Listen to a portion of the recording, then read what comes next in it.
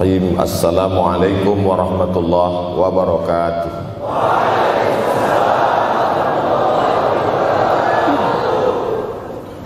Alhamdulillahi wa kafa wassalatu wassalamu ala al-habibil mustafa wa ala alihi wa ashabihi ahli tuqa wal wafa. Subhanaka la ilma lana illa ma 'allamtana innaka antal alimul hakim.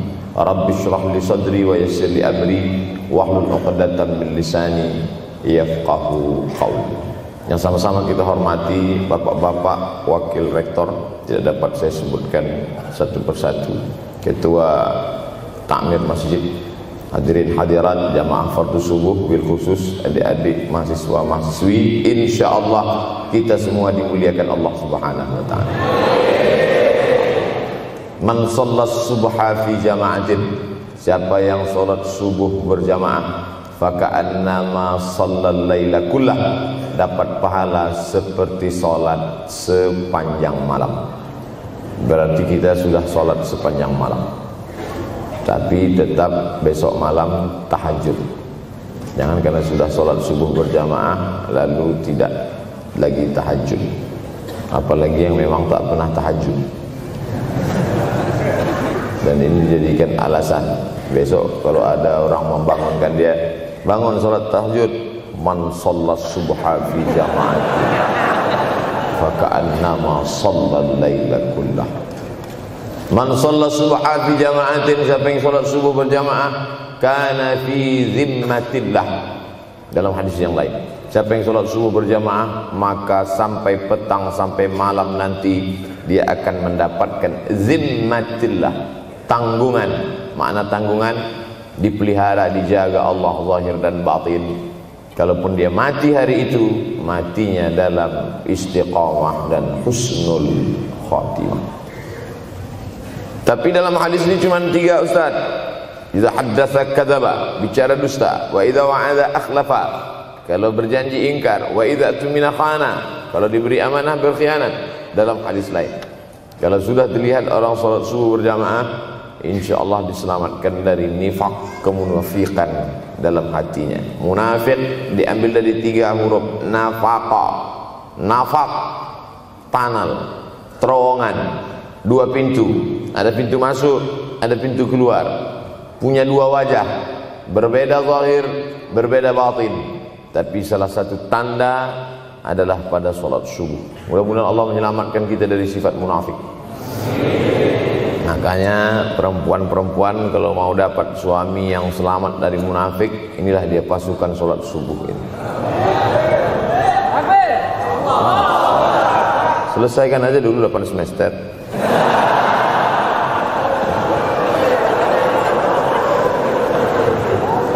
Imam Abu Ja'far Al-Barzanji menulis dalam syairnya, walamma tamma min hamlihi, ketika sempurna hamil Aminah, syahrani 2 bulan, ala ashhuril aqwalil marwiyah, menurut riwayat yang masyhur, tufiya bil madinatil munawwarati abuhu Abdullah, meninggallah abuhu, bapaknya, bapak Nabi Muhammad SAW, Abdullah bin Abdul Muttalib bin Hashim bin Abdi Manaf bin Qusay, di kota Al-Madinah Al-Munawwarah.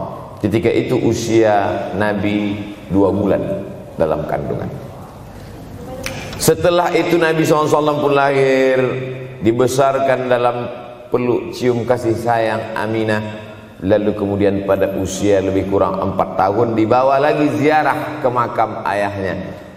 Dan dalam perjalanan pulang dari ziarah itu meninggal pula Aminah.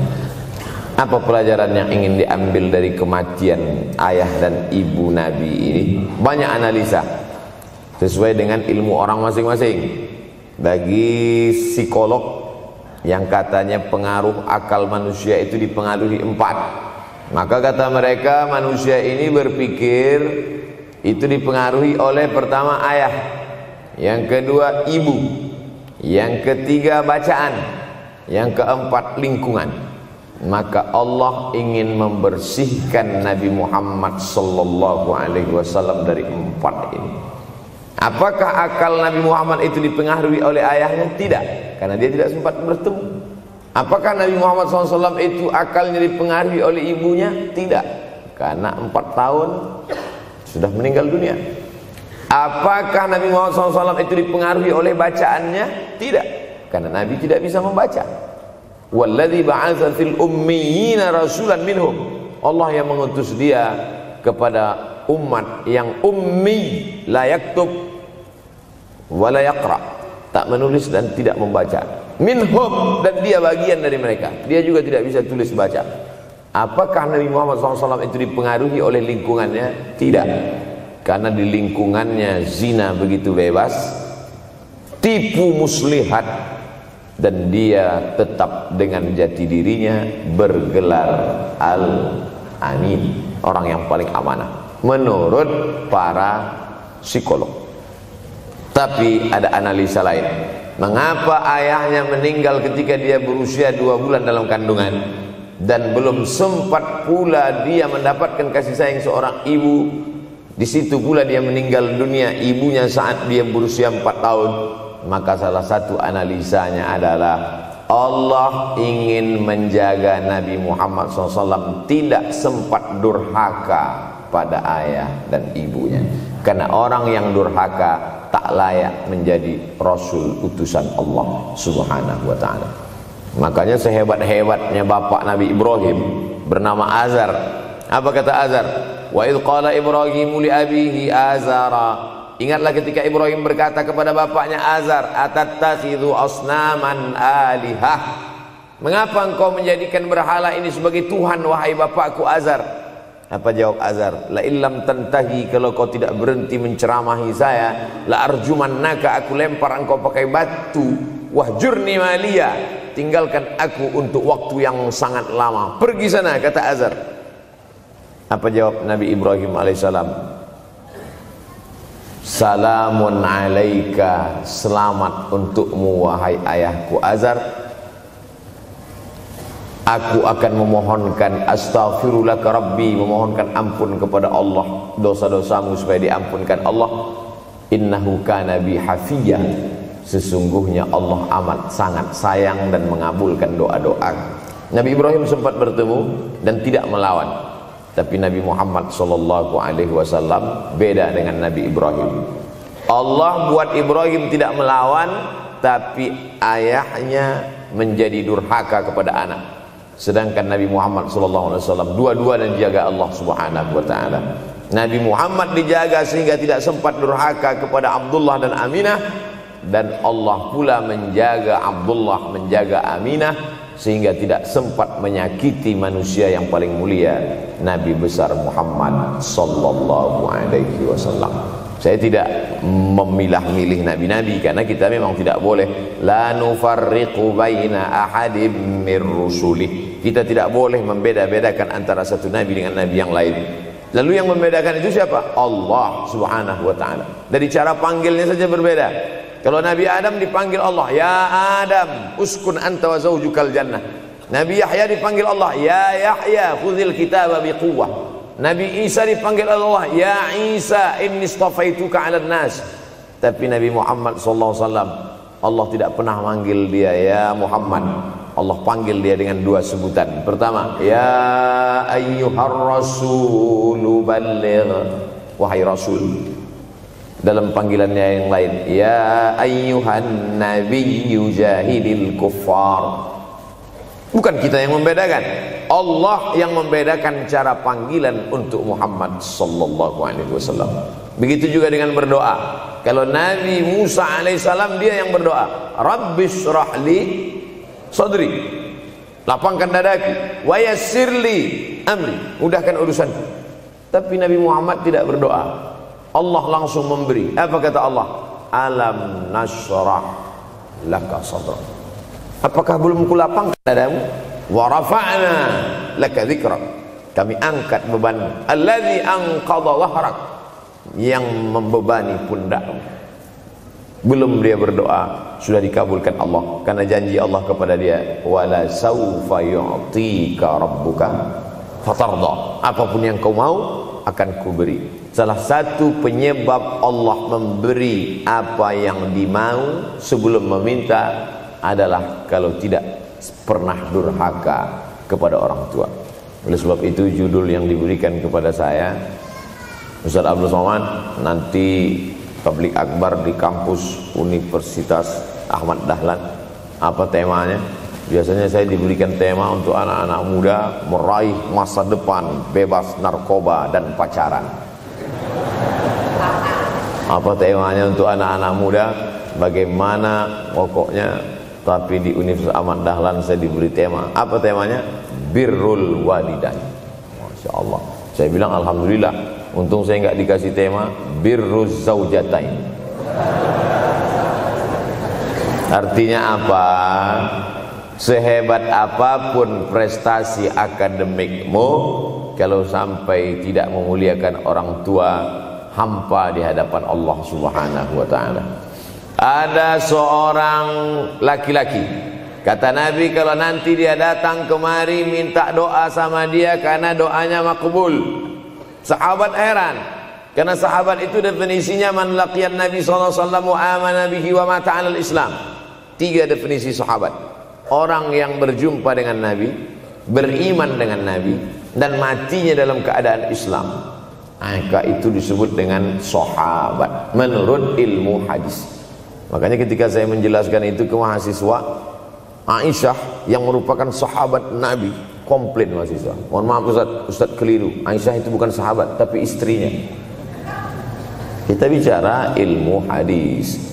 Makna sahabat, man laqiyan Nabi, berjumpa dengan Nabi, wa amana bihi, beriman dengan Nabi, wa mata 'alal Islam, mati dalam keadaan Islam.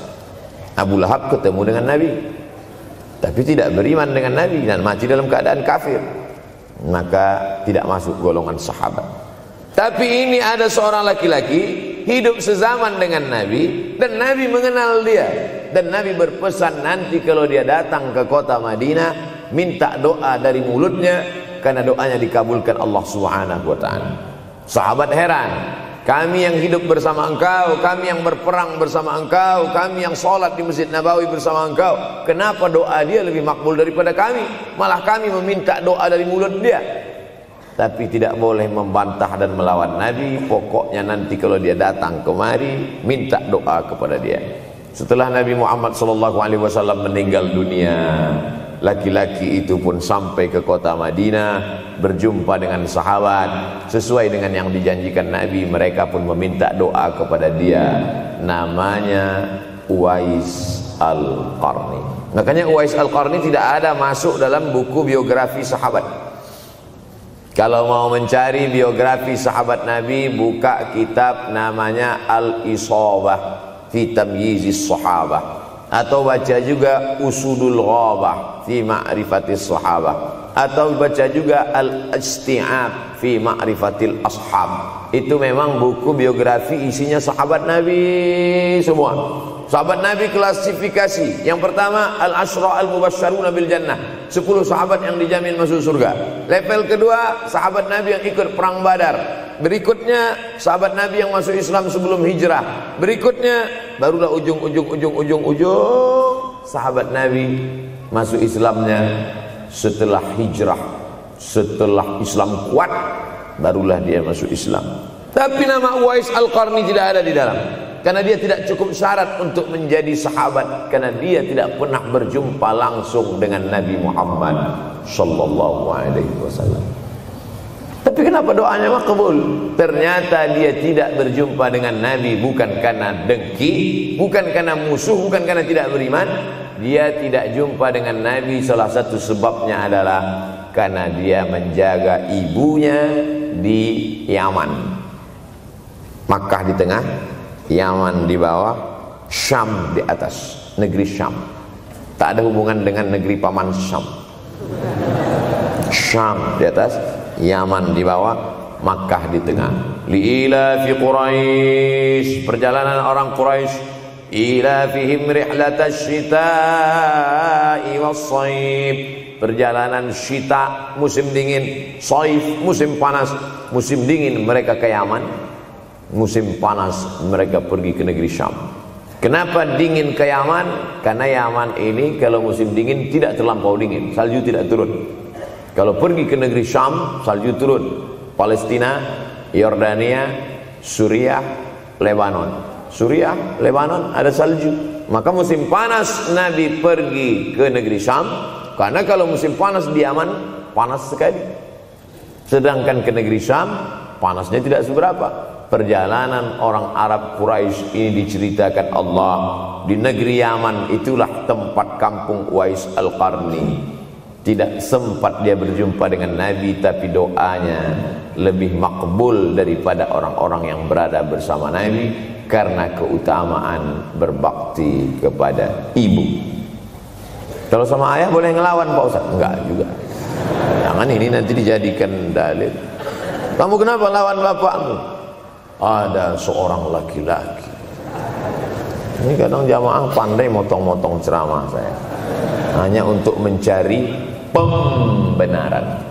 Sedangkan kita ngaji ini mau mencari kebenaran. 1000 dalil bagi orang untuk mencari kebenaran, tapi ada 1001 hujjah untuk orang yang suka mencari pembenaran. Nah, jadi kalau saya bicara tentang ibu, sesungguhnya ayah sudah masuk. Karena tanpa ayah kita juga bukan apa-apa dan bukan siapa-siapa. Walaupun jatah ayah sepertiga, sedangkan ibu lebih daripada itu. Man ahaqqun nas bi husni suhbati. Siapa orang yang paling layak mendapatkan baktiku ya Rasulullah? Ummuka. Summa man, siapa lagi? Ummuka. Summa man, siapa lagi? Ummuka. Summa man, abuka. Itu yang menyusun itu Nabi SAW, bukan saya. Itu makanya ibumu, ibumu, ibumu, bapakmu. Kenapa Nabi 3 kali? Kenapa Nabi menyebut laki-laki 1 kali, perempuan 3 kali? Karena ibumu mengandung, ibumu melahirkan, ibumu menyusukan. Siapa yang mau dapat 3 kali? Coba yang 3 ini. Mengandung, melahirkan, menyusukan. 3 ini belum bisa dilakukan oleh laki-laki dimanapun. Adapun merubah wajah sudah bisa. Makanya ada lady boy, wajah lady, betis boy. Tapi untuk mengandung tidak bisa. Ana Rahman, aku ini Rahman, kata Allah. Syaqaqtur rahim wa ja'altu lahu isman min ismi. Aku ciptakan satu makhluk di dalam perut perempuan, maaf, namanya rahim, dari namaku. Ini yang belum bisa dibuat dokter dimanapun di dunia ini, menciptakan rahim, belum bisa. Andai terpecah rekor ini, maka kebanggaan luar biasa bagi LGBT. Tidak bisa, sampai hari kiamat tidak akan bisa, janji Allah. Karena Allah mengatakan dalam hadis qudsi, Ana Rahman ja'altu lahu isman min ismi. Maka ada satu makhluk dalam perut perempuan yang diciptakan, diambil dari Asmaul Husna. Sehebat-hebatnya laki-laki, dari ujung rambut sampai ujung kaki tidak ada di tubuhnya ini yang diambil dari Asmaul Husna, tak ada. Bahwa namanya dari Asmaul Husna ada, Abdus Somad. Tapi ada makhluk di badannya diambil dari Asmaul Husna, itu hanya ada pada perempuan. Oleh sebab itu perempuan luar biasa. Makanya kampus Universitas Ahmad Dahlan memuliakan perempuan. Mana perempuan? Di atas letaknya. Makanya saya tidak terlalu berani mendongak ke atas. Begitu hebatnya perempuan. Perempuan adalah ibumu, perempuan adalah istrimu, perempuan adalah anakmu, perempuan adalah adikmu. Maka saat engkau memuliakan perempuan, engkau sedang memuliakan 4 aspek dari kehidupan. Ketika Nabi Muhammad SAW diutus Allah ke atas muka bumi ini, salah satunya adalah mengajarkan manusia bagaimana menempatkan pada posisinya. Posisi dia adalah tempat kita menumpang. Ketika ada seorang laki-laki yang sudah sukses diwawancarai, siapa orang yang paling berjasa dalam hidup Anda? Dulu waktu saya merantau ke Yogyakarta, belum ada apa-apa, saya sempat numpang di rumah dia selama 4 bulan. Kata seorang artis dalam sebuah wawancara, Begitu bangganya dia berkata, itulah orang paling berjasa kepada saya karena saya sempat numpang di rumahnya 4 bulan. Tapi ada yang dia lupa, bukan rumahnya yang kau tumpang, bukan ruang tamunya yang kau diami, sempat numpang di perutnya 9 bulan 10 hari. Tak pernah kau sebut. Angkat tangan yang tidak menumpang di rahim, langsung dari planet Mars langsung kemari. Enggak ada. Mr. Bean yang kita semua sehebat apapun pernah menumpang di perutnya. Oleh sebab itu makanya dosa yang paling mengerikan adalah kalau ada orang jual sabu-sabu, peminum khamar, di dunianya bahagia, happy, senang. Itu Ustaz, pengedar narkoba, hidupnya aman, adem, ayem, tentram. Di akhirat azabnya baru diberikan Allah Subhanahu wa taala. Ada orang yang pelakor senior, tapi hidupnya di dunia senang-senang saja. Di akhirat nanti azabnya ditunda. Namanya istidraj. Istidraj diambil dari kata daraja, tertunda. Azab yang tertunda. Sudah jadi judul sinetron. Azab yang tertunda. Tapi ada satu perbuatan dosa yang pasti di dunia dirasakan. Apa itu? Durhaka pada orang tua. Orang yang durhaka pada orang tua, di dunia dia tetap dapat, di akhirat dapat sekali lagi. Itu janji Rasulullah SAW. Lama hidup banyak dirasa, jauh berjalan banyak dilihat, lama jadi ustadz banyak yang curhat. Maka tidak 1 2 itu saya lihat dalam kehidupan. Hebat, rezeki banyak melimpah ruah, tapi jauh dari kebahagiaan. Apa sebab? Janji Rasulullah SAW. Orang yang durhaka pada orang tua di dunia sudah dapat, di akhirat dapat lagi. Dapat. Di mana letak keadilan Allah? Kenapa di dunia sudah dapat, di akhirat dapat lagi? Yang di dunia itu baru DP-nya, di akhirat baru kau rasakan cash. Oleh sebab itu jangan pernah melawan pada orang tua. Jangan pernah melawan. Apapun kata dia, jurus menghadapi orang tua ini tidak banyak, 3 saja. Kalau dia marah-marah, kalau dia cerewet, kalau dia ngamuk-ngamuk, pertama diam. Pulang kampung marah aja. Saya bolak-balik kirim uang belanja, kenapa kamu IP-nya 2,0? Diam. Yang kedua, diam. Yang ketiga, diam. Kalau belum bisa membahagiakan, jangan susahkan dia.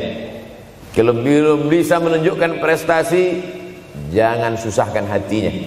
Jangan sampai belum ketemu dengan wajah kita pun dia sudah susah hati. Baru nama kita muncul di HP-nya, kumat darah tingginya. Bunyi handphone dia lihat nama kita di situ, langsung berubah detak jantung. Karena ternyata bukan nama kita di situ dia buat. Siapa? Troublemaker. Oleh sebab itu jangan susahkan orang tua. Saya tidak ujuk-ujuk langsung jadi ustadz. Saya sempat jadi mahasiswa terlama di dunia.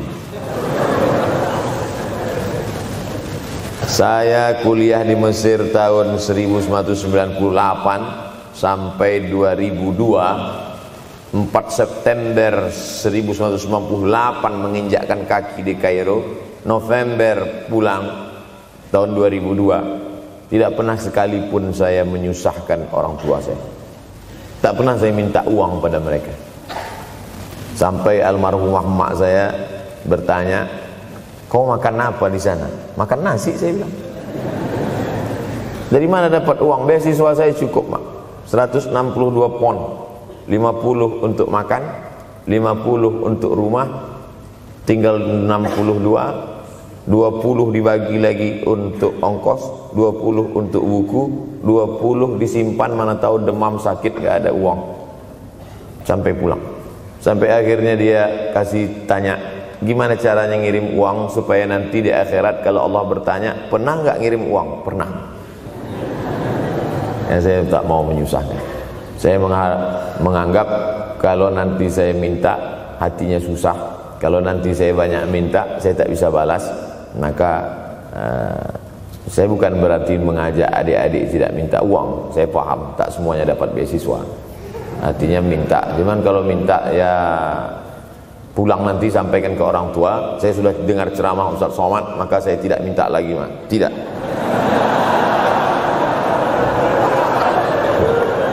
Tapi tolong dirapel setahun sekali aja.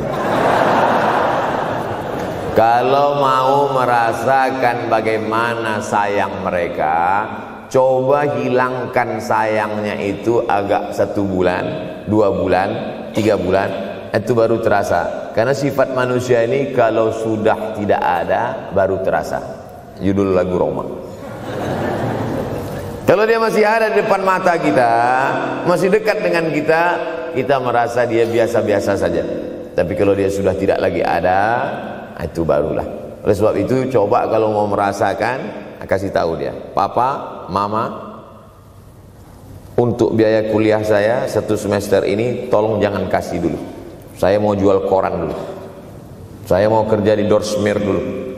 Saya mau kerja loper dulu. Saya mau susah-susah dulu. Seketika saat kita tahu susahnya itu, tetes peluh keringat, air mata, di situ baru kita tahu, oh ternyata perjuangan mereka ini luar biasa. Saya tidak bicara ceramah saja, tapi dalam kehidupan saya pribadi dulu saya laksanakan, saya pernah buat, saya pernah kerjakan.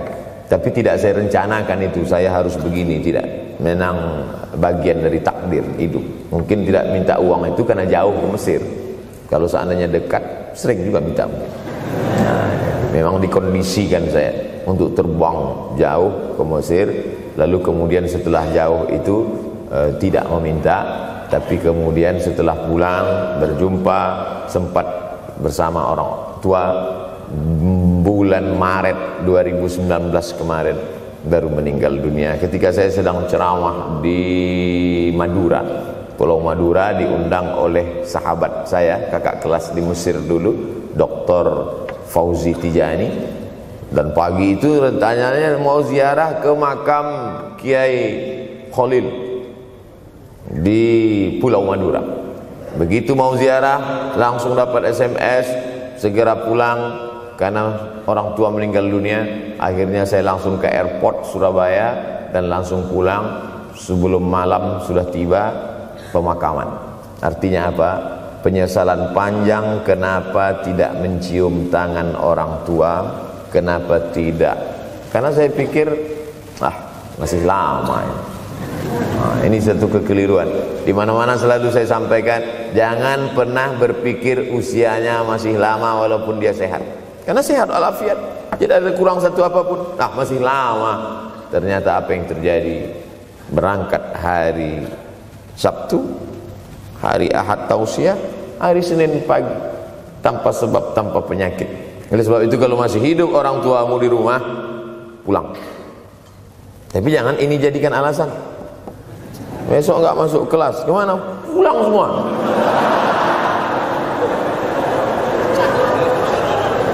Pulang sesuai dengan kondisi, situasi dan keadaan. Pulang. Kalau masih bisa membahagiakan dia apa makanan kesukaannya, belikan. Suka makan apa dia? Belikan. Itu yang dia inginkan. Andai kita gendong dia dari Yogyakarta berangkat ke kota Makkah, sampai di Makkah tawaf 7 putaran, dari Safa ke Marwah, pulang lagi ke Jogja, belum tentu dapat membayar sekali teriakan dia saat mengeluarkan kita ke alam dunia. Jadi banyak orang terlalu membanggakan. Saya sudah banggakan dia Pak Ustaz, saya sudah bayarkan ONH-nya. Berapa? Baru DP-nya. Sudah merasa berbakti kepada orang tua? Belum. Makanya digunakan kata birrul walidain.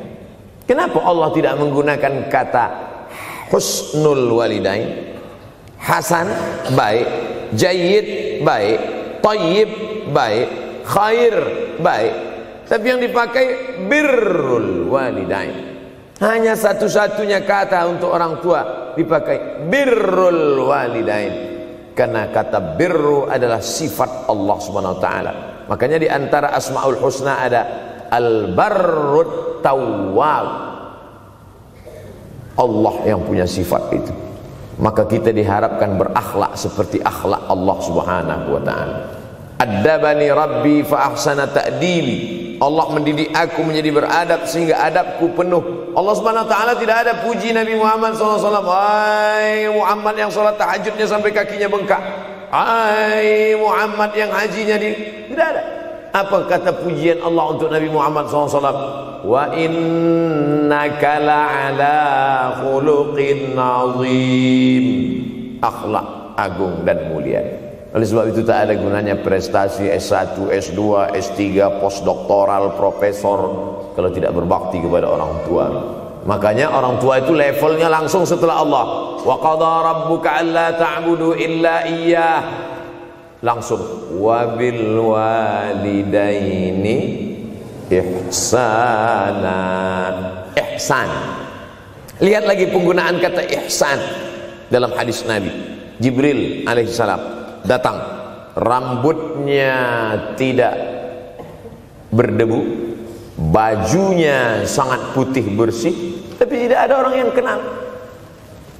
Diriwayatkan oleh Sayyidina Umar ibn al-Khattab radhiyallahu anhu, aku melihat ada seorang laki-laki rambutnya sangat hitam dan bajunya sangat putih, tapi kami tidak ada yang kenal. Ini tiga indikasi ini menunjukkan kebingungan. Kalau ada orang rambutnya sangat hitam dan kita kenal, berarti dia memang orang situ, memang tinggalnya di situ. Tapi dia kalau orang perantau, rambutnya pasti berdebu karena tinggal di gurun pasir. Sekarang kan banyak tuh anak-anak muda yang rambutnya berdebu. Itu berarti orang jauh, bukan orang Jogja. Bajunya sangat putih, tapi kami tidak kenal. Kalau bajunya agak-agak kotor, berarti dia musafir. Pantas kalau kita tidak kenal. Tapi bajunya sangat putih, berarti dia memang orang situ. Tapi kami tidak kenal. Kata Umar bin Khattab, rambutnya sangat hitam, bajunya sangat putih, tapi kami tidak kenal. Dan dia duduk berhadapan dengan Nabi, lututnya dekat dengan lutut Nabi, tapi kami tidak kenal. Dia bertanya tentang iman, dia bertanya tentang Islam, dia bertanya tentang ihsan. Setelah selesai baru Nabi bertanya, Umar, ya, kamu tahu siapa tadi yang datang bertanya tentang iman, Islam dan ihsan itu? Tidak, Jibril yu'allimukum dinakum. Tadi yang datang itu adalah Jibril alaihissalam. Orang selevel Umar bin Khattab tidak kenal Jibril. Ada orang Indonesia baru ketemu Jibril.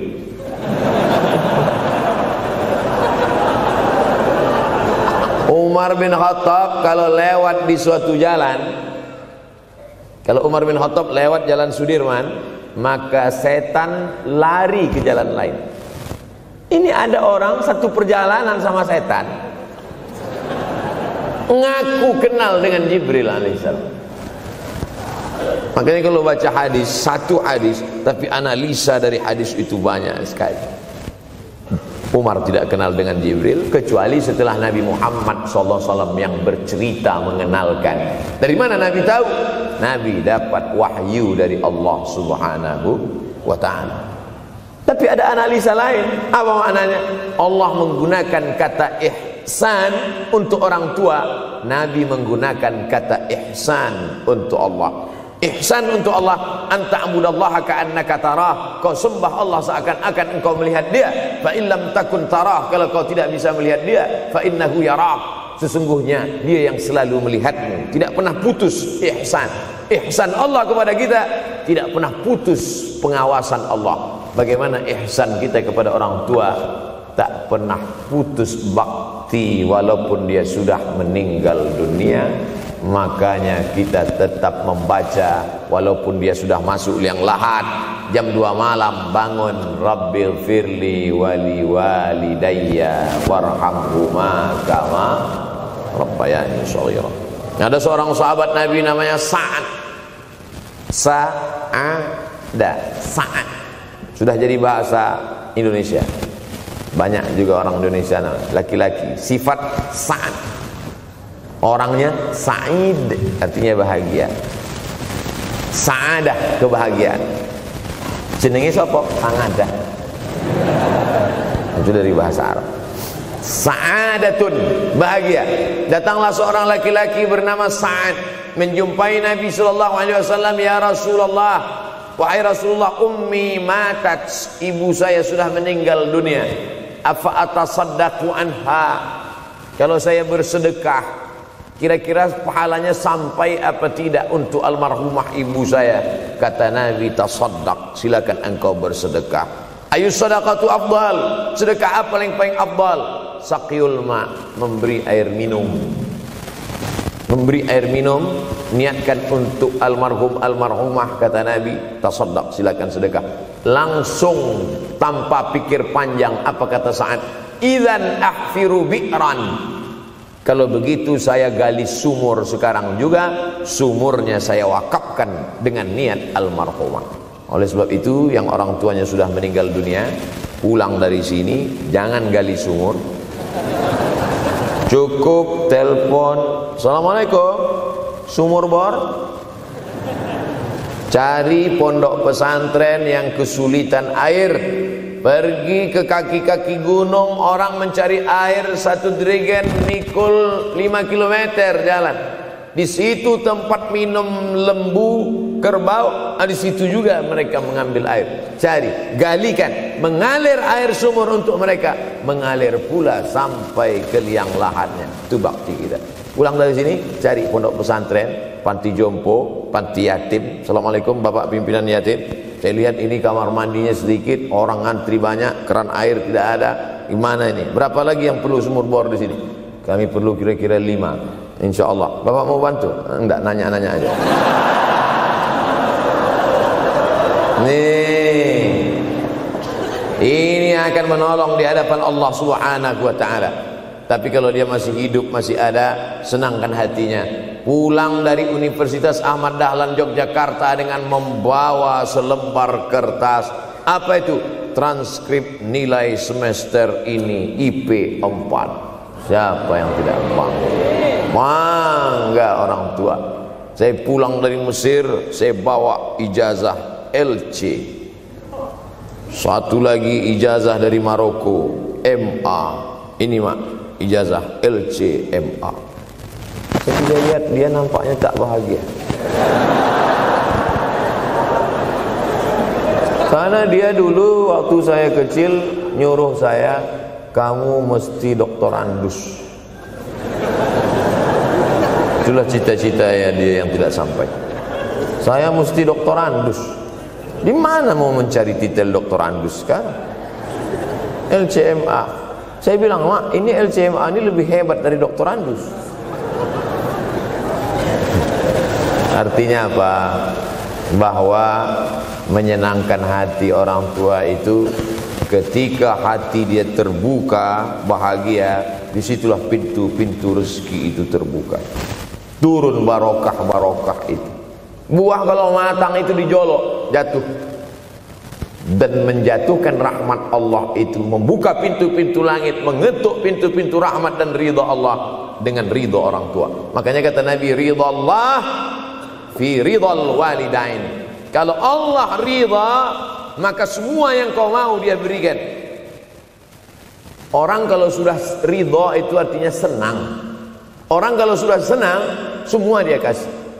Apa yang ada di tangannya, itu dia berikan. Tadi malam sampai di hotel, datang seorang jamaah, buka cincinnya. Cincin paling dia sayang, dia kasih ke saya. Laki-laki. Nah nih Ustaz Somad, ambil. Duduk saya tadi, duduk, datang anak muda, dia lihat saya tak pakai sorban, dikasihnya sorban. Cuman akadnya belum jelas apa ngasih atau pinjam, Allah. Orang kalau sudah senang hatinya, semua dia kasih. Begitulah orang kalau sudah dapat ridha Allah Subhanahu wa Ta'ala. Kita baru berharap dapat ridha Allah. Makanya habis salat subuh selalu diajarkan, raditu billahi rabba.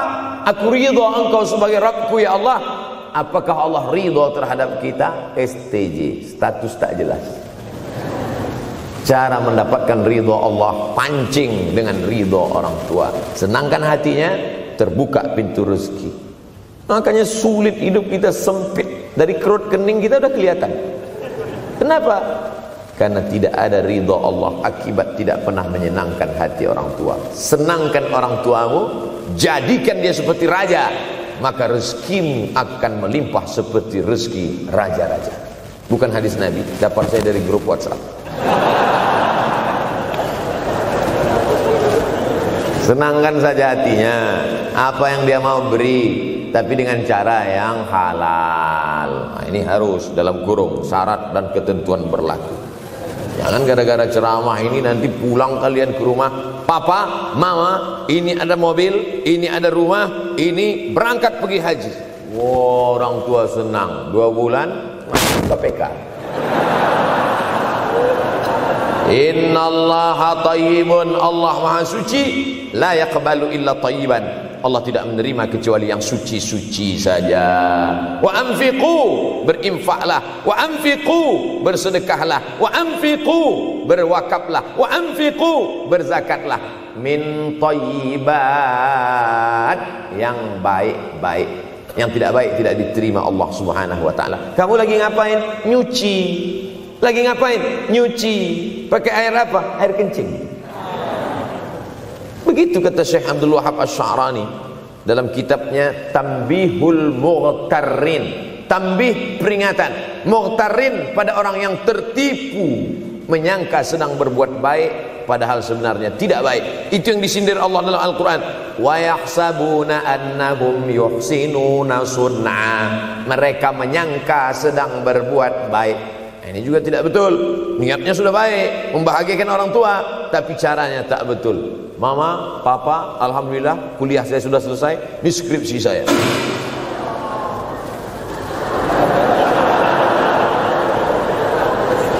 Masya Allah. Bayangkan kalau kiamat tiba-tiba terjadi. Begitulah agaknya terkejutnya kita. Kiamat terjadi tapi belum sempat berbakti kepada orang tua. Dosa belum sempat meminta maaf. Silap dan salah berapa kali kita kencing di kainnya yang bersih. Berapa kali dia tidak jadi tahajud gara-gara kita menangis dari Isya sampai subuh. Pakai pengawet nangisnya. Tapi kita tak pernah sadar itu. Kita menganggap kita di dunia ini dibesarkan angin. Kita menganggap kita ini bangsawan, bangsa yang hidup di awan. Berapa kali dia tidak jadi sholat duha gara-gara kita kencing. Berapa kali nasi yang sudah mau disuap masuk ke mulutnya tak jadi. Bahkan dia tidak makan sama sekali. Dan berapa kali makanan dia belikan hanya untuk susu, hanya untuk menyenangkan kita. Pernah kita balas. Dan dia tidak pernah minta balas itu. Oleh sebab itu, siapa yang mengingatkan? Abdul Somad diberikan judul berat ini. Judul yang paling berat ceramah tentang orang tua, tentang ibu, tentang ayah. Jarang saya mau menerima judul-judul pengajian. Ini pun dikasih tahu setelah sampai di sini. Maka saya belok-belokkan dikit. Ini air mata udah mau menetes, belokkan. Nanti kalau saya nangis di sini, siapa yang ceramah kalau saya nangis? Oleh sebab itu maka yang orang tuanya masih ada, beruntung dan bertua, bawakan dia rumah makan. Ada sahabat saya namanya Ustadz Lukman di Pontianak. Pontianak, bukan Kuntilanak. Mereka punya program namanya Bawa Ibu ke Rumah Makan. Keren nama programnya. Bawa orang tua ke rumah makan. Nanti hari libur adik-adik anak-anakku sekalian libur, bawa ayah bawa ibu ke rumah makan. Ketika Ustadz Lukman cerita itu ke saya, Ustadz Somad, kita punya program baru nih. Apa nama programnya Ustadz? Bawa ibu ke rumah makan. Alhamdulillah Ustadz Lukman, seluruh rumah makan di Pekanbaru tempat tinggal saya itu semua sudah saya bawa emak almarhumah saya. Saya bawa sup tunjang, saya bawa rendang, saya bawa goreng ayam, saya bawa goreng puyuh, saya bawa. Cuman ada rumah makan ular sawah itu yang tak saya bawa singgah. Lain dari itu sudah saya bawa. Tak ada penyesalan dalam hati. senangkan hatinya. Apa pakaian yang dia suka? Orang tua itu tidak minta yang besar, asal ada saja. Pulang dari Yogyakarta sampai ke rumah, ini tadi ada nampak sedikit tanda terkenang. Kalau banyak makan sendiri. Ketika dia senang melihat itu, bahagia hatinya, nampak senyum di tepi bibirnya, pada saat itulah rahmat Allah terbuka. Pada saat itulah ridha Allah datang. Mengapa sulit mencari pekerjaan? Mengapa payah mencari penghidupan? Salah satu yang mempersempit ridha Allah itu adalah karena tidak berbakti kepada orang tua. Oleh sebab itu maka judul tema yang diberikan birrul walidain, berbakti kepada orang tua, bahagiakan. Ini ada juga ini anak-anak yang sudah sukses ini, papa, mama sudah meninggal, papa jangan risau, silakan terbang ke Yogyakarta, ada adik di sana, silakan terbang ke Surabaya, ada kakak di sana, silakan terbang ke Kuala Lumpur, ada keluarga di sana, jangan hiraukan. Kata bapaknya, kalian terbangku saja kalian pikirkan, kemana aku hinggap tak kalian pikirkan. Ada sebagian orang ketika ibunya meninggal dunia, marah dia, mengamuk dia anggap kebahagiaan itu sudah hilang, padahal membahagiakan orang tua dua-dua adalah tanggung jawab kita. Kalau dua-duanya sudah tidak ada Pak Ustadz, masih ada keluarga. Ada keluarga. Al-khalah bimasabatil saudara ibu, kakak ibu, adik ibu, sama seperti ibu. Sambung lagi silaturahim, buat dia senang, buat dia bahagia. Man ahabba yubsatalahu fi rizqihi, siapa yang mau lapang rezekinya, wa yunsa'alahu fi asarihi, dipanjangkan umurnya, falyasil rahimahu, hendaklah dia menyambung tali silaturahim. Saya ceramah di satu kota. Sampai di kota itu saya melihat rumah besar, megah, mewah, seperti istana. Cuman saya segan mau nanya, nggak mungkin saya tanya, Pak, ini hasil dari apa? Saya tengok, saya ngangguk. Kawan-kawan saya yang ikut di situ seperti ngelihat kucing semuanya. Mantap. Setelah duduk, makan, habis makan, minum, habis itu Sohibul Bait yang punya rumah pun cerita. Ustadz Abdul Somad, iya Pak. Dulu ini hanya bambu-bambu yang dikasih daun, yang dikasih terpal. Tempat apa Pak? Tempat ibu saya buat pengajian. Setiap tahun dibuat begitu. Pasang tiang-tiang kayu, pasang terpal, daun-daun, pengajian ramai. Sampai akhirnya saya berkata, Bu, pengajian kita hentikan saja, stop. Saya tidak sanggup lagi pasang tenda, pasang terpal ini. Tapi akhirnya apa kata ibu saya? Nanti setelah saya tidak ada, pengajian ini terus kamu buat. Allah bukakan pintu rezeki Ustaz Somad. Inilah yang terjadi sekarang. Saya belikan orang tua saya itu rantai, saya belikan gelang, saya belikan cincin. Bulan depan saya datang, sudah nggak ada lagi. Mana gelangnya Mak? Nggak ada. Mana rantainya Mak?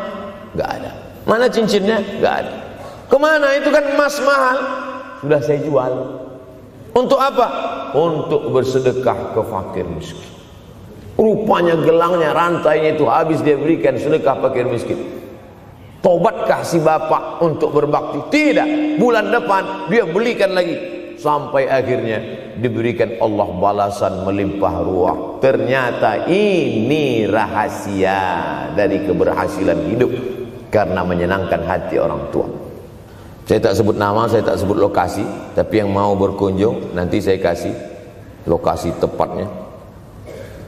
Saya kasihkan nanti alamat dari Google, saya kasih. Supaya melihat secara nyata, kalaulah rezeki itu hanya diberikan kepada orang yang bersungguh-sungguh, pergi pagi pulang petang, peras keringat, banting tulang, maka tentu yang kaya itu adalah sapi yang membajak dari pagi sampai sore. Kalaulah kekayaan, keberhasilan itu diberikan yang paling pandai memanjat, maka tentu yang kaya itu monyet. Tapi Allah berikan kepada siapa yang dia ridhai. Dan penyebab ridha Allah itu adalah karena orang tua yang senang hatinya. Yang sempat durhaka, tidak sempat minta maaf, meninggal dunia dia sudah, apa boleh buat? Kau sudah booking seat di neraka. Yang sudah sempat durhaka, tidak sempat minta maaf, meninggal dunia gara-gara dia pecandu narkoba, pemabuk, pezina, mati. Orang tua dalam keadaan susah. Berapa kali saya ketemu ibu-ibu selesai pengajian, pergi saya ke tempat parkir, ibu tua 70 tahun menangis. Ibu nangis kenapa bu? Anak saya Pak Ustadz. Kenapa dia? Disuruhnya saya jual tanah. Mama jual tanah. Untuk apa mama megang tanah? Udah tua aja pun jual. Mestinya anak itu yang menyenangkan hatinya di hari tuanya, bukan malah menyuruh jual tanahnya. Jual tanah supaya dia bisa bangun rumah, jual tanah supaya dia bisa menyekolahkan anak-anaknya. Na'udzubillah. Sudahlah tidak membahagiakan, malah menyusahkan. Ustaz, anak saya nyuruh saya jual tanah saya supaya dia senang, supaya dia dapat duit. Gimana nih Pak Ustaz? Mungkin si ibu berharap saya menjawab, ibu sabar aja ya bu, sabar ya. Ibu salah tanya bu. Kalau mau sabar cari ustadz lain, ada spesialis sabar, bukan saya. Begitu dia kasih tahu, anak saya maksa saya jual tanah saya, Pak Ustadz gimana? Mana alamat rumah anaknya? Mana? Mana? Saya mau datang. Mana? Anak durhaka, neraka jahanam tempat kau.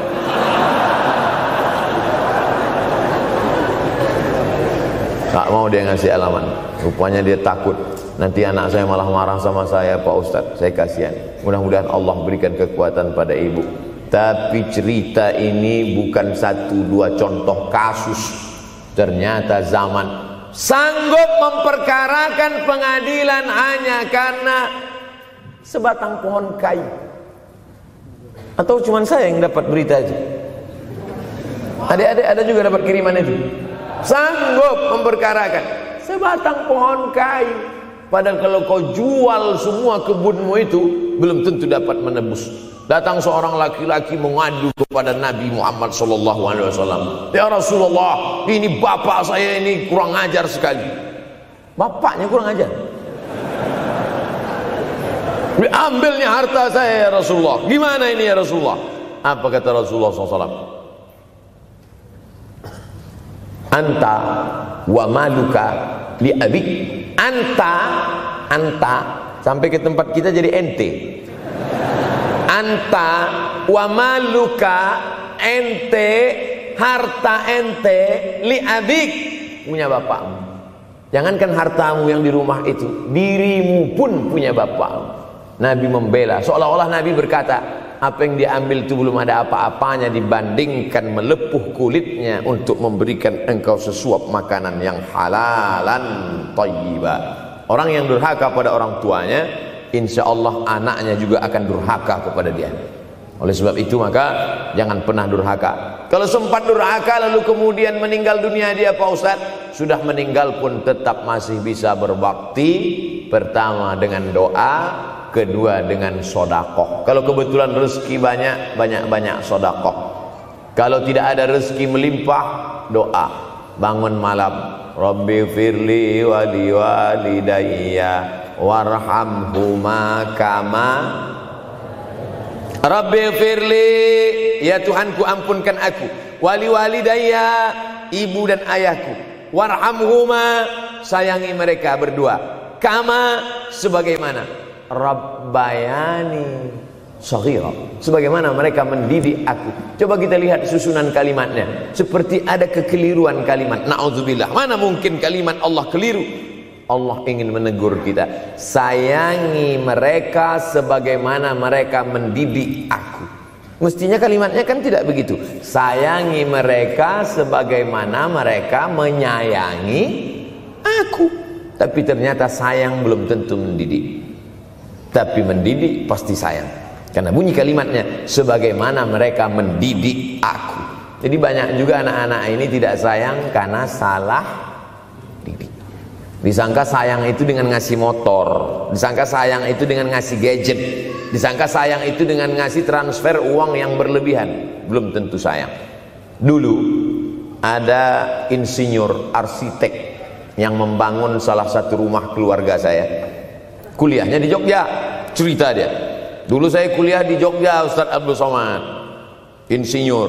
Terus teman kami sakit di kos-kosan. Kami bingung mau nelpon siapa. Akhirnya datang mobil mewah, parkir polisi, tentara ramai. Barulah kami tahu rupanya dia anak menteri. Jadi sayang orang tua itu bukan mesti dibelikannya apartemen, dibelikannya mobil, belum tentu. Boleh jadi itu justru menjerumuskan anak. Diberikan apartemen, diberikan mobil mewah. Habis 2 bulan kena virus HIV AIDS. Tapi kalau dibuatnya kita jauh, saya yakin adik-adik kuliah di Universitas Ahmad Dahlan, ada yang dari timur Indonesia, ada yang dari Sumatera, lalu kemudian di tengah kesendirian, belum makan, uang kos belum bayar, transfer macet, datang setan berbisik, hei, sebetulnya kau anak yatim piatu yang dibuang. Bukan, orang tuamu bukan tidak sayang, dia hanya sedang ingin mendidik supaya engkau menjadi anak yang mandiri. Maka nanti kalau sedang duduk termenung gitu, tiba-tiba datang bisikan, pergilah cari jembatan, terjunlah. Maka saat itu katakan dalam hatimu, lawan, hei setan. Orang tuaku sayang kepadaku, dia hanya ingin supaya aku mandiri. Ada orang tua yang salah didik kepada anak-anak, sampai mengikat tali sepatu pun anak tidak pandai. Baru mau mengikat tali sepatu, sudah diikatkan. Baru mau makan, sudah disuapkan. Akhirnya anak tidak punya keberanian untuk hidup. Harta dia punya, uang dia punya, materi dia ada. Satu yang dia tidak punya, tidak ada mental.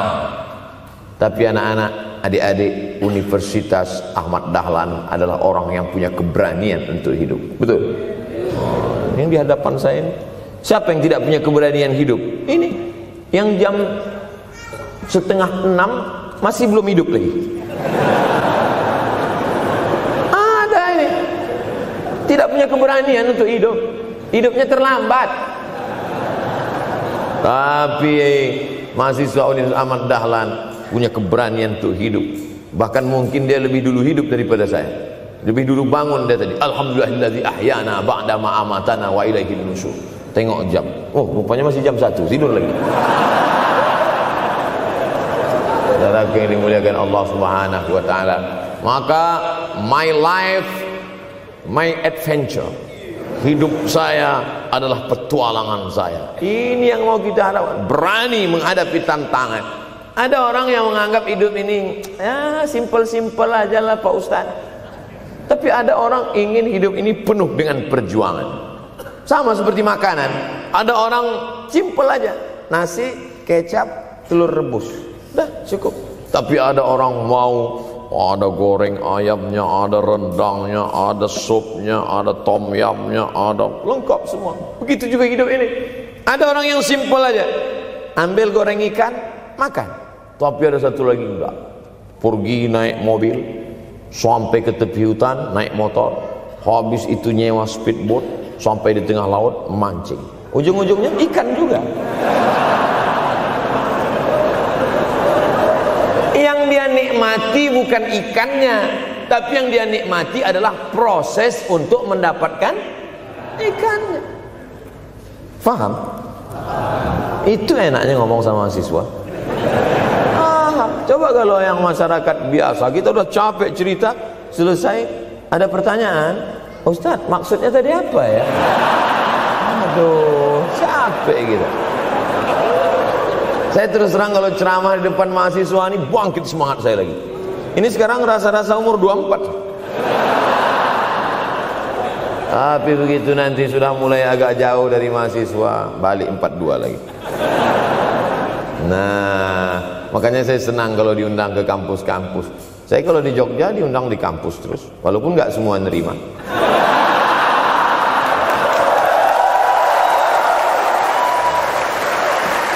saudaraku yang dimuliakan Allah Subhanahu wa taala, maka kita harus sering-sering bersama. Apa ini takbir? Takbir itu ngusir setan. Tadi saya ceramah jam 4:30. Sekarang sudah jam 5:30 Artinya saya sudah ceramah 70 menit. Ini sudah keluar dari kode etik. Karena di mana-mana saya ceramah 60 menit. Kenapa bisa Ustaz Somad ceramah 70 menit di Universitas Ahmad Dahlan ini? Kenapa? Semangat. Semangat yang membuat kita. Padahal berdiri lagi. Tahan, belum sarapan lagi. Tahan. Artinya apa? Yang membuat kita kuat itu bukan materi, bukan makanan, tapi semangat. Maka jangan sempat kehilangan semangat. Bangkitkan semangat. Semangat terus. Semangatnya apa? Semangat ingin membahagiakan orang tua. Kalau lupa, tulis. Biasanya mahasiswa ini kan suka lupa. Tulis di dinding kamar. Semangat bahagiakan calon mertua.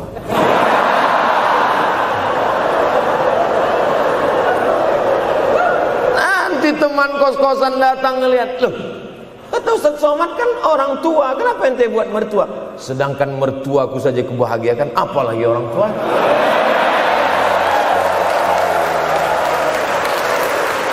Begitu hebatnya. Cuman kadangnya kita hanya mendapat ini hanya di sinetron-sinetron saja. Real nyatanya di mana? Datanglah ke Universitas Ahmad Dahlan. Jadi hidup ini harus ada target yang mau dicapai. Banyak orang targetnya nggak benar. Saya ingin menjadi orang yang punya kepribadian, Pak Ustadz. Rumah pribadi, mobil pribadi. Target bahagiakan orang tua. Gaji pertama kalau kerja nanti umroh. Oh, gitu. Ma, doakan. Nanti kalau aku kerja insya Allah gaji pertama nanti memberangkatkan umroh. Syukur-syukur nggak usah diomongkan dulu, kasih surprise, senang. Mama, ayah, ini gaji pertama. Dia buka, tengok 700.000.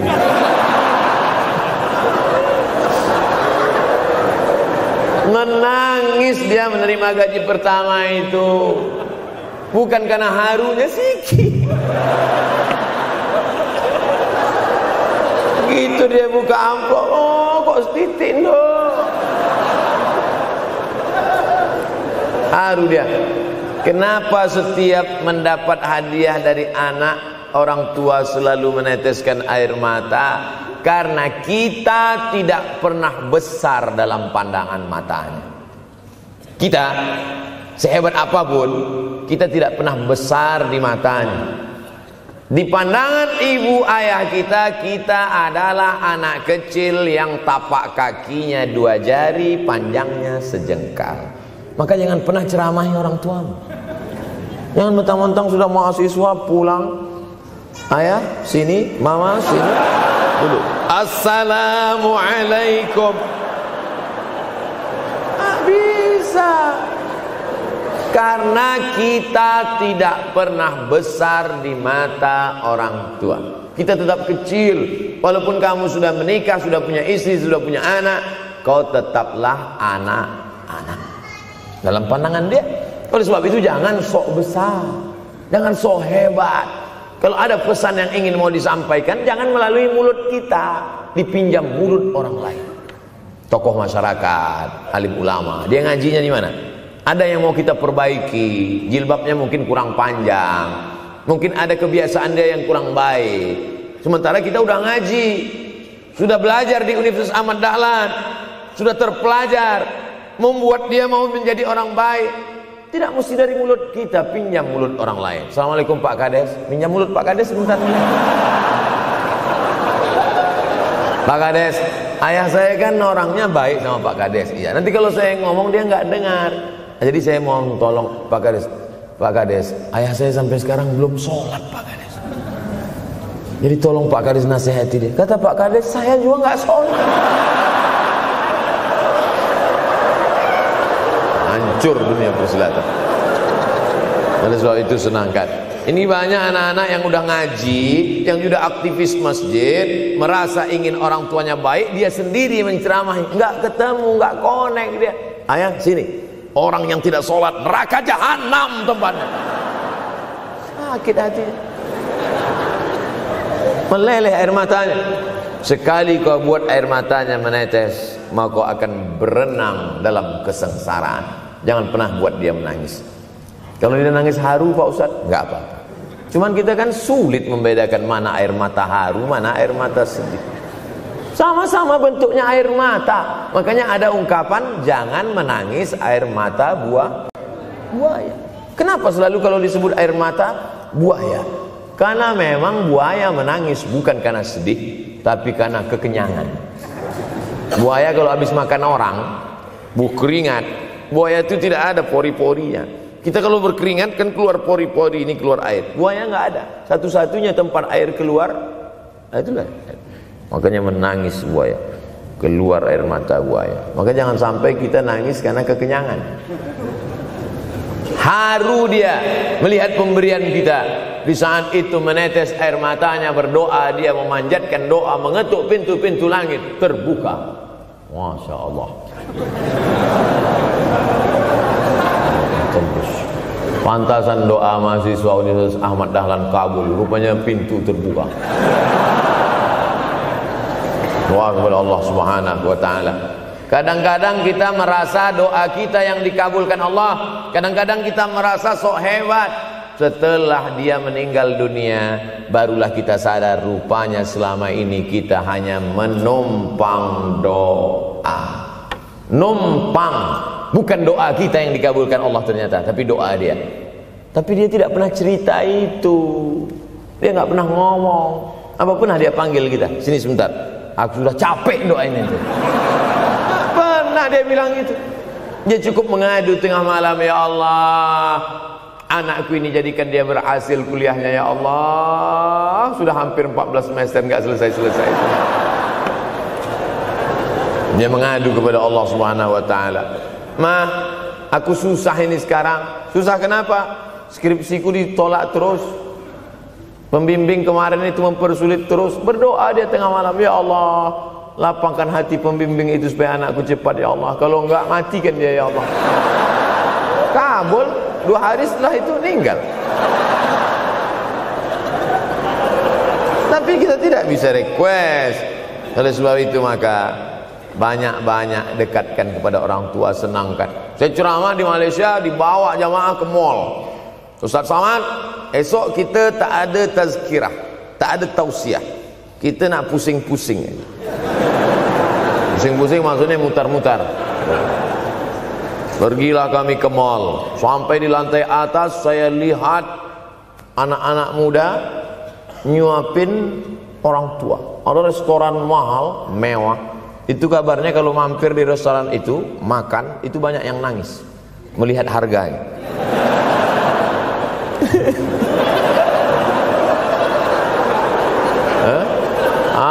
Ada saya lihat anak-anak muda yang ganteng-ganteng, perempuan yang cantik-cantik menyuap orang tua. Orang tua yang sudah tak berambut, sudah perempuan tak berambut lagi, rontok saking tuanya, kulit sudah keriput.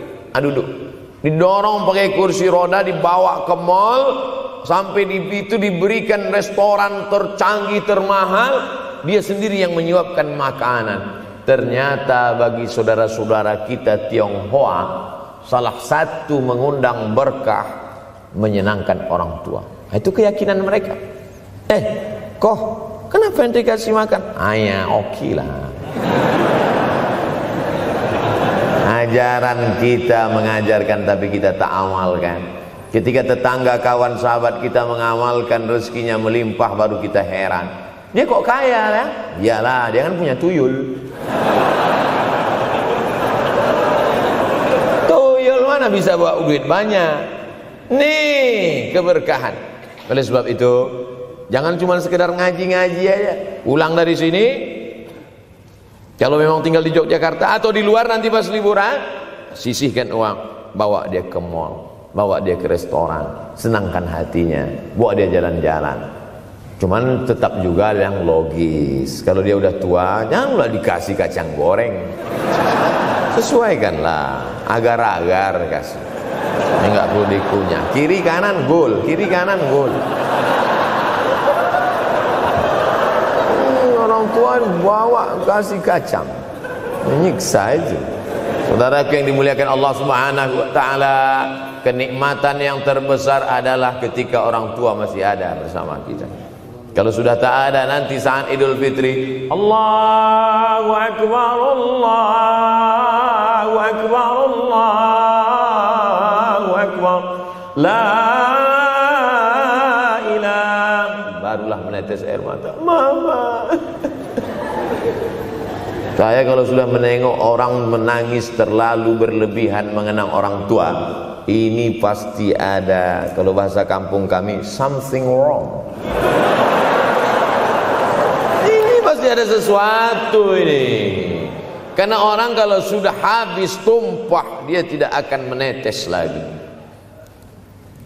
Tumpahkan kasih sayangmu itu sampai habis ludes, dia tidak akan menetes lagi. Tak ada penyesalan, karena semua sudah kita berikan. Kalaupun menangis hanya tetesan kasih sayang. Tapi kalau sampai mencakar dinding, mama, ini pasti. Saya kalau ada orang yang menyesal sampai mencakar dinding, mau saya antukkan aja kepala yang gede. Dulu waktu hidup kenapa enggak waktu? Sekarang udah mati baru kau menangis kan? Senanda. Nah, tapi tentu sesuai kemampuan kita, karena kata Allah, la yukallifullahu nafsan illa usaha. Allah tidak membebani orang lebih dari semestinya. Ustaz ceramah sampai jam berapa ini? Sampai jam 6 insyaallah. Saya mau lengkapkan. Jam kita sama tuh. Oh, sama. Jam 6. Jam 6 maka saya ceramah 90 menit nanti di Universitas Ahmad Dahlan.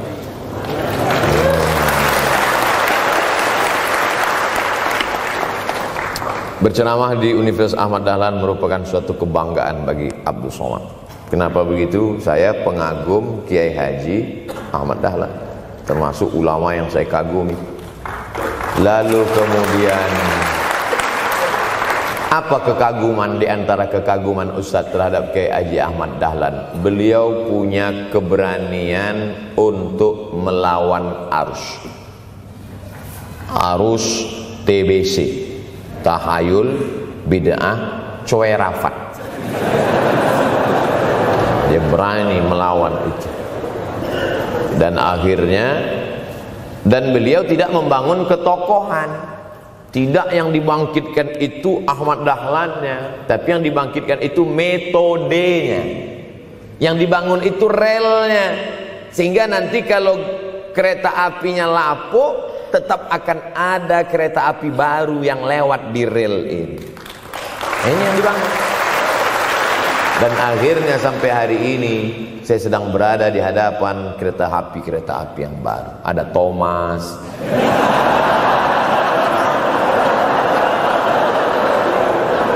Kok Ustaz tahu Thomas? Anak saya paling suka itu. Satu koper kereta. Artinya apa? Bangun rel, maka akan ada lokomotif baru. Dunia boleh berganti, zaman boleh berubah. Idza waqa'an ala ahadikumul qiyamah, kalau kamu sudah mau mati, wa fi yadihi fasilah, di tanganmu ada bibit korma.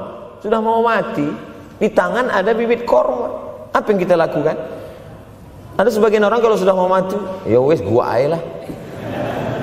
Kalau di tanganmu ada bibit korma, gali-gali tanah sedikit, tanamkan. Untuk apa nanam korma sudah mau mati?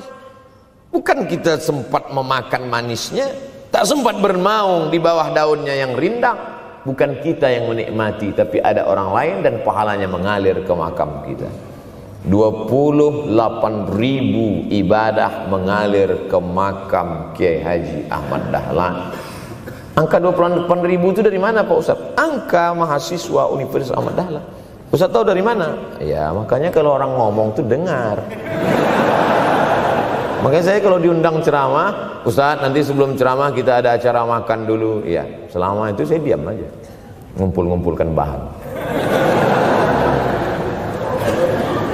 Jangan pernah melihat modal materi, tapi kuatkan usaha dan tawakal. Nih, bantuan cuma 6 miliar, tapi ternyata keperluannya berapa? 126 miliar. Tapi buktinya jadi masjid yang besar. Kalau diikutkan modal, mana mungkin cukup? Maka begitu juga dalam menatap hidup ke depan. Kamu kenapa belum juga nikah? Modalnya besar Pak Ustaz. Terus gimana? Nunggu yang gratisan aja lah. Dan begitu, usaha, tawakal, doa. Doa. Nah, bagi yang masih lajang, yang mau nikah, itu kalau bisa doanya jangan sir, agak jahar dikit. Ya Allah, umur udah 40. Dengar sama sebelah, loh belum mas katanya, belum. Bodoh.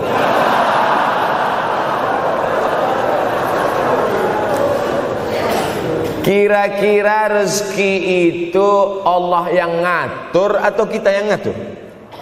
Allah. Makanya di antara Asmaul Husna Ar-Razzaq, yang maha memberi rezeki. Kalau Allah yang mengatur, mungkinkah Allah menyia-nyiakan kita? Tidak. Cicak di dinding, semua tahu, karena dari kecil kita memang sudah diajari lagu cicak. Cicak, cicak di dinding. Ada nggak pernah yang dinyanyikan lagu kadal? Ada. Kenapa mesti cicak? Coba tanya ibu kita yang dulu nyanyikan. Mama, kenapa cicak, Ma? Karena kalau buaya terlalu gede, nak. Kenapa cicak? Dia sedang mengajarkan kita bagaimana cicak dengan segenap kelemahannya. Cicak itu binatang yang lemah, hidupnya aja sungsang. Kita selalu berlawanan dengan cicak. Yang kata kita di atas, kata cicak di bawah. Tapi makanan cicak luar biasa. Apa makanan cicak? Helikopter, nyamuk. Cicak tidak bisa menggunakan tangannya, karena kalau dia pakai tangannya jatuh. Kadang pakai 4 aja jatuh. Selalu kan kejadian eksiden cicak jatuh. Cicak tidak pernah gunakan tangannya untuk makan, karena dia harus berpegang kuat. Apa yang dia pakai? Lidahnya. Lidahnya dia pakai. Nyamuk yang dia makan. Helikopter. Habis dimakan oleh cicak. Siapa yang paling hebat? Nyamuk. Makanannya darah. Nyamuk masih keluarga Dracula. Tapi Allah SWT mau mengajarkan jangan putus asa, gunakan potensimu, apapun yang terjadi gunakan. Ini sekarang banyak anak-anak muda nih kehilangan semangat. Kalau engkau kehilangan beras masih bisa hidup 3 bulan. Kalau engkau kehilangan air masih bisa hidup 3 hari. Tapi kalau kau kehilangan semangat, kau hanya hidup 3 detik. Tik, tik, tik, mati. Oleh sebab itu jangan sampai kehilangan semangat. Bahasa kitanya putus asa. Sampai dingin tuh lontong. Bukan karena ceramah terlalu lama, bukan. Sampai dingin itu sarapan pagi gara-gara mahasiswa. Ente kenapa? Galau Ustaz. SMS nggak dibalas, telepon nggak diangkat. La ilaha illallah Muhammad Rasulullah. Mahasiswa seganteng ini, sehebat ini, begitu cepat putus asa. Saya aja setua ini, sekurus ini masih banyak yang mau. Lihat tuh komen-komen di Instagram, baca tuh komen-komen di YouTube. Ustadz, jadikan aku yang kedua ya. Masa kalian anak-anak muda gagah perkasa, bangkitkan semangatmu, takbir. Banyak yang belum ketemu jodoh. Saudara yang dimuliakan Allah Subhanahu wa taala, maka bangkitkan semangat. Tapi yang namanya semangat ini tidak bisa bangkit dengan banyak. Kita lihat orang bersemangat, pede di depan orang, pede luar biasa. Dia kok pede sekali? Pakai santai. Banyak juga yang semangat, pede luar biasa, rupanya pakai jimat. Kita pede kita bukan karena sabu-sabu, bukan karena narkoba. Pede kita karena kita sudah serahkan semuanya pada Allah. Inna sholati wa nusuki wa mahyaya wa mamati lillah. At-tahiyatul mubarakatul sholawatut thayyibatut lillah. Tapi tetap satu. Jangan nanti mentang-mentang udah dengar ceramah saya at-tahiyatul mubarakatul.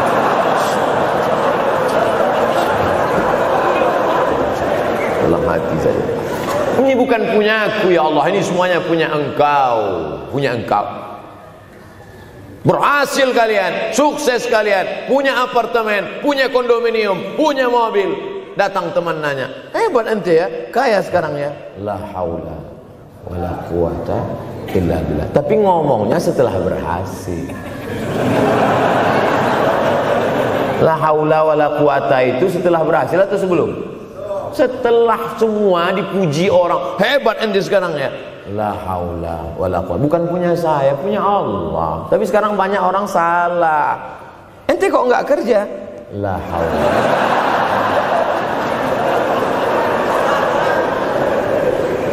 La haula wala quwwata illa billah. Subhanallah, masya Allah, tabarakallah.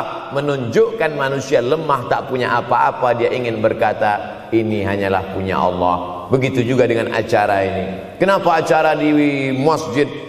Kenapa acara di kampus kemarin ramai melimpah ruah? Bukan karena panitia, bukan karena Ustaz Abdul Somad, bukan karena baleho yang besar, tapi la haula wala quwata illa billah. Pulang dari sini, bangkitkan semangat, senangkan hati orang tua, kejar prestasi, terus kuliah. Mudah-mudahan semuanya selalu mendapatkan kebaikan. Amin ya rabbal alamin. Terima kasih atas segala perhatian. Mohon maaf atas segala kesilapan dan kekhilafan. Abdul Somad, hamba Allah yang fakir, mohon maaf. Berpisah kita di tempat ini, tapi kita tak pernah putus dalam persahabatan, karena kita selalu bersama, jauh di tempat, dekat di doa. Terima kasih. Wassalamualaikum warahmatullahi wabarakatuh.